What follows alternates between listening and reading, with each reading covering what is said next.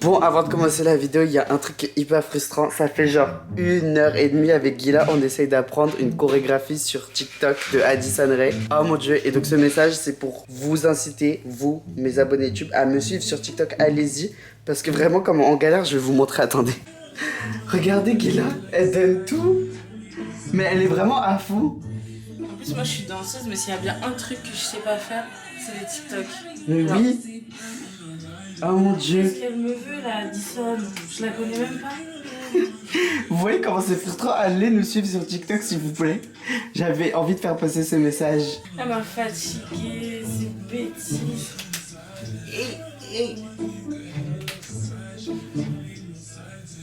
Bon, en tout cas, j'avoue que genre on a des facilités parce que du coup on a le TikTok en grand et c'est comme ça que j'apprends mes danses TikTok. Parce que pour ceux qui se demandent, je sais pas si j'en ai déjà parlé sur YouTube, mais j'ai reçu une télé de chez Samsung qui est la Sero. En fait, c'est une télé qui est verticale où tu peux mettre ce que tu vois sur ton Samsung dessus. Donc moi j'ai mon compte TikTok sur mon Samsung et je le mets et c'est comme ça que bah des fois je passe des soirées genre... On passe pas genre 1000 soirées à regarder des TikTok Juste dessus. des TikTok qui défilent comme ça. C'est excellent. Et là du coup bah vas-y on est dessus, on essaye d'apprendre mais bon. C'est un peu compliqué. En tout cas, si ça vous intéresse, j'en ai parlé sur mon Instagram, mais j'ai un code promo que vous pouvez utiliser sur le site Samsung. Et en attendant, nous, on va essayer d'apprendre le TikTok sur la télé. Mais c'est compliqué. Genre vraiment. Je vais faire une pause. Anyway, on va sur YouTube. Allez. On démarre la vidéo. Il fait chaud chez eux, hein. Hey, Spark Dice de retour pour vous jouer de mauvais tours. Vos crânes de merde. Ah, ça fait trop longtemps. J'espère que ça va chez toi. En tout cas, moi, ça va super bien. Et je suis trop content aujourd'hui de vous retrouver pour une face cam. Ça fait super longtemps vu que j'ai beaucoup vlogué. J'ai pas mal vlogué ces derniers temps. Et donc voilà, on va pouvoir discuter un peu entre nous. Pour un concept que c'est la 3e année consécutive que je le fais. Et je suis très heureux de le refaire parce que bah, je sais que vous aimez bien. Entre nous, genre. Et à l'occasion de ces 7 vidéos. Bon, venez, on fait genre que j'ai pas sauté de vidéo hier. Donc c'est cette vidéo, oui. Spark Days réussit son travail, Spark Days assidu. Bref, à l'occasion de ces 7 vidéos du fabuleux Noël de Spark Days, je me suis dit que c'est une vidéo que j'allais insérer dans cette série parce que je sais que c'est quelque chose que vous attendez chaque année désormais puisque je l'ai fait en 2018, en 2019 et du coup là je vais le faire malgré l'année fatidique qu'on vient de vivre en 2020. Ce qui doit disparaître en 2021. Et oui, on est genre à quelques jours de l'année prochaine, jour de l'an, genre. Et du coup, bah, je me suis dit que ça allait être sympa de vous dire qu'est-ce qui allait disparaître, etc. Outre que tout ce qui est Covid, etc. Parce que, enfin voilà, c'est évident. Anyway, je vous laisse avec la vidéo.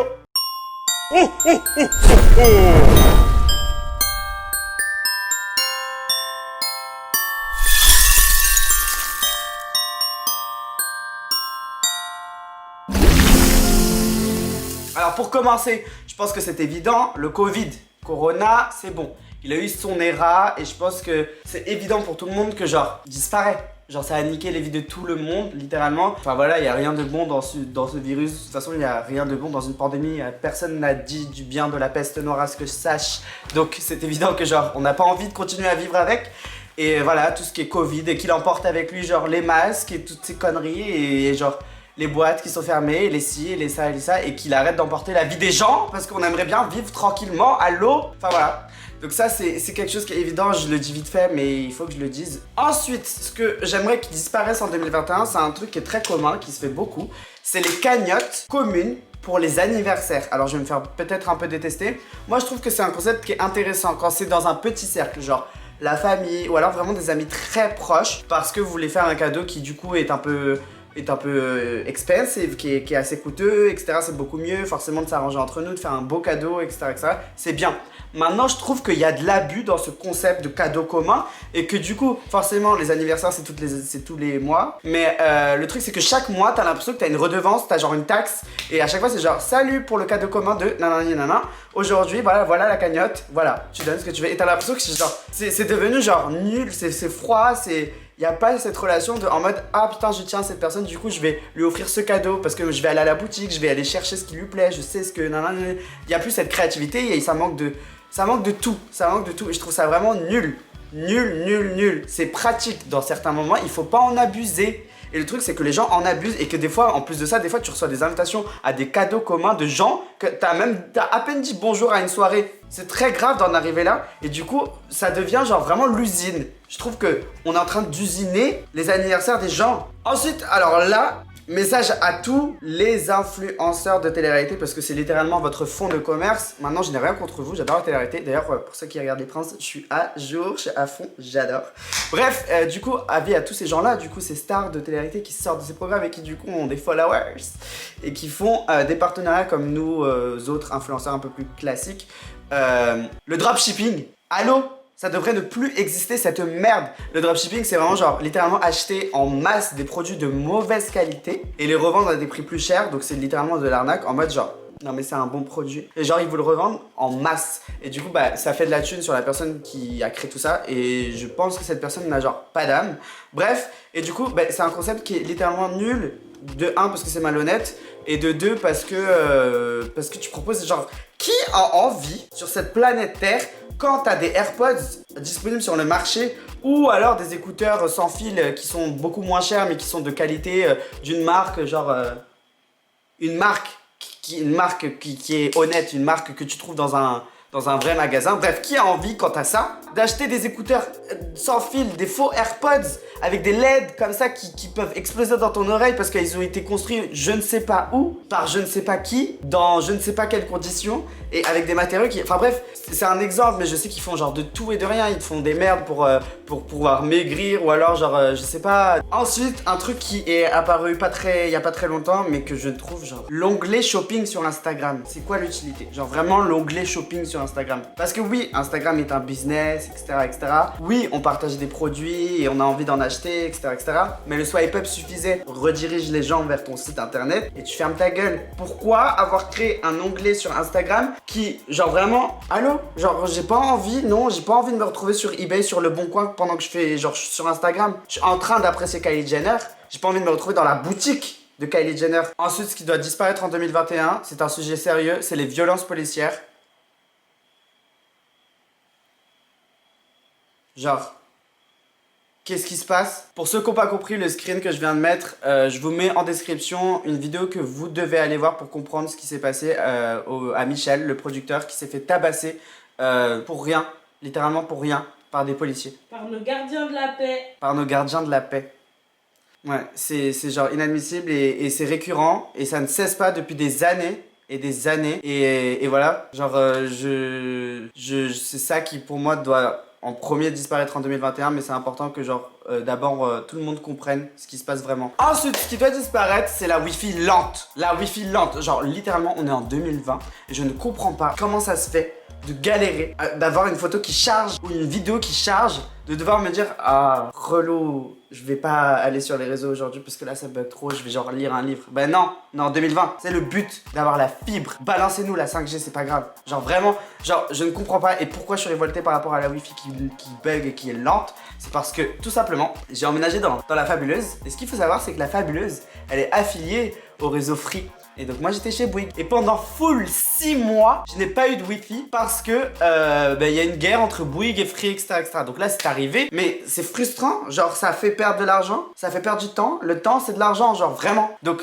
la Wi-Fi qui bug, je trouve ça inadmissible parce que déjà il y a des gens qui ont ce besoin vital d'être divertis, genre moi et plein de jeunes, et même on a envie de s'éduquer, on a envie de faire ci, on a envie de faire ça, on a envie de regarder Netflix, on a envie de travailler. Et donc pour moi une Wi-Fi qui est lente c'est genre inacceptable parce que c'est devenu quelque chose de vital en 2020. Donc ça c'est quelque chose qui doit disparaître. Bon là je vais me défouler, c'est un peu genre personnel. Les hommes hétéros qui jouent avec les garçons qui s'assument dans leur relation amoureuse. Alors, je m'explique. Je comprends totalement que c'est difficile de s'assumer, d'accepter sa sexualité, ou alors il y a des gens qui se cherchent, etc., etc. Donc ça, il n'y a aucun souci. Prends ton temps, Maggie. Ça peut prendre 2 ans, ça peut prendre 3 mois, ça peut prendre 20 ans. C'est pas un problème. Maintenant, de là à aller jouer avec le cœur et les sentiments d'un garçon qui, lui, du coup, est assumé et qui se fait des films, ça, c'est inacceptable. Donc ça doit disparaître. Et donc plus particulièrement, la personne avec qui j'ai flirté cet été disparaît, genre vraiment meurt. Ensuite, ce qui doit disparaître, c'est les gens qui se lavent pas les mains. Parce que oui, du coup, c'est un peu problématique du coup lors d'une pandémie.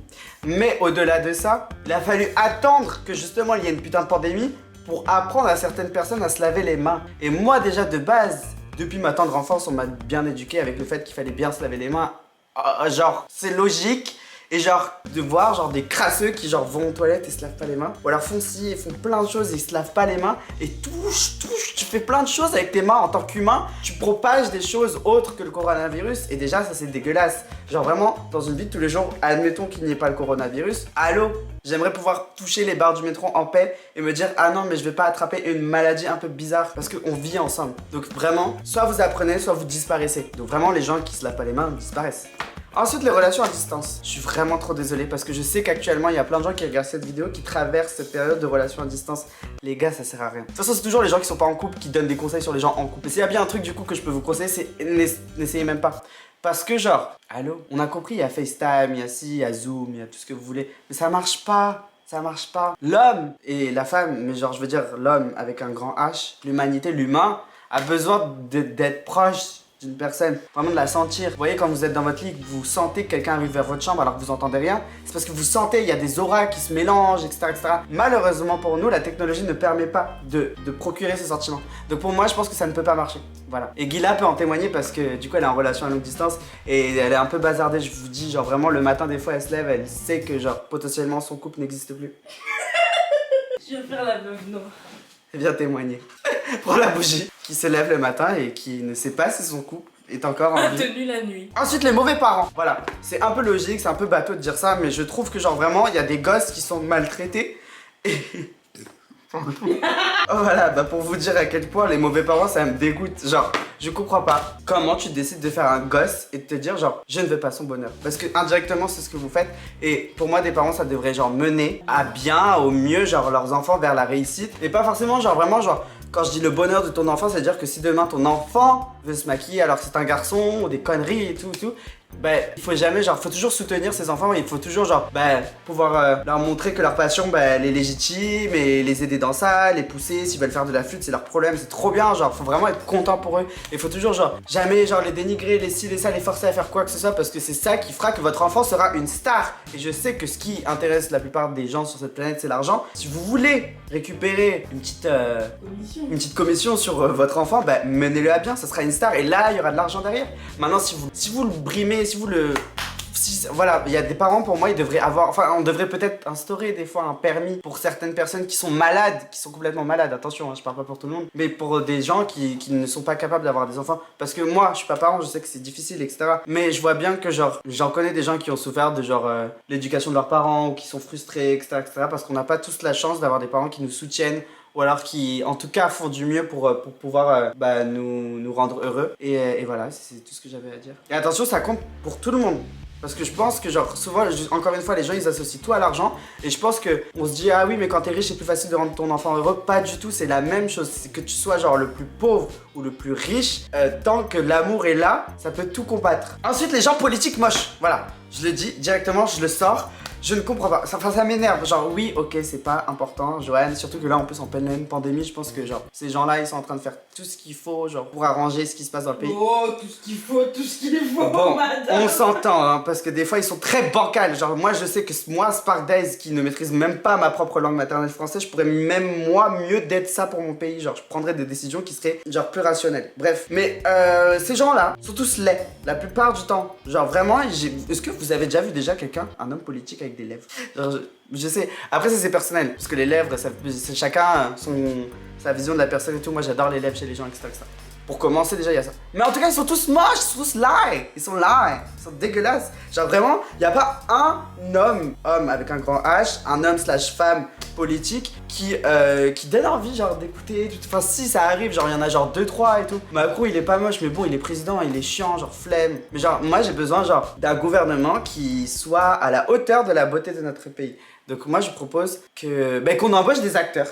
Puisque tous les politiciens ce sont des acteurs à la base. Parce que vraiment, genre, disons-le, c'est juste des comédiens tous. Bref, on embauche des acteurs qui sont beaux, qui donnent envie d'écouter, etc., etc. Juste, on leur donne le script des hommes politiques qui sont derrière la caméra. Parce que s'il y a certaines personnes qui restent derrière la caméra, crois-moi que c'est pas pour rien, Guilla.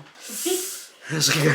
Ensuite, un truc qui m'énerve beaucoup, c'est les gens qui s'inventent des vies en bio Instagram. Enfin, en bio de tout réseau social. Non, tout avec un réseau social.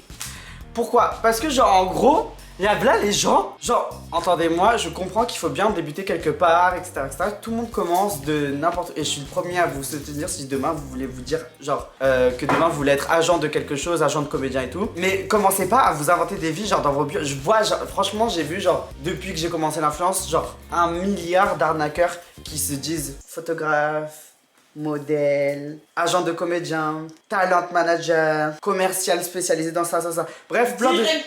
Directeur artistique. On m'a dit un jour, franchement, on m'a dit, je suis directeur artistique de la Fashion Week. Sauf de Saint-Laurent. On m'a dit ça, genre vraiment, c'est réel, on me l'a dit. Et genre, moi je sais pas, genre répondre à la personne, mais je savais que c'était faux, genre ça n'existe pas. Bref, il le disait en plus à tout va, et tout le monde était en mode... Oui. Bref, ne vous inventez pas des vies, parce que du coup, moi ce qui m'énerve c'est pas vous, en vrai faites ce que vous voulez, inventez-vous le personnage que vous voulez être sur les réseaux sociaux si vous ne voulez pas être vous-même, ça vous aide à être confiant. Maintenant le problème c'est que genre, ces gens-là des fois ils arnaquent des jeunes qui démarrent sur des jeunes qui veulent être comédiens, des jeunes qui veulent être ci, etc., etc. Et genre, ils leur font perdre du temps, ils leur font perdre de l'argent des fois, ils leur promettent des choses. Et moi, je trouve que c'est horrible parce qu'il y a des jeunes qui débarquent du coup sur les réseaux sociaux, plein d'ambitions, qui sont créatifs, etc. Et bah, ça mène ces jeunes-là à genre rien. Et des fois, pour les cas les plus sombres, souvent ça peut être des pédophiles ou des gros arnaqueurs d'argent ou des gens. Enfin, c'est horrible, j'ose même pas y penser. Donc ça doit disparaître. Vraiment, arrêtez de faire les cons et de vous inventer une vie sur Instagram. C'est ridicule. Et enfin, toujours dans l'arnaque, un truc que je trouve qui est ridicule et je comprends pas pourquoi ça existe encore et comment genre des gens peuvent y croire. Genre, les services de voyance par téléphone. Alors attention, je dis pas qu'il faut pas croire à la voyance, etc., etc.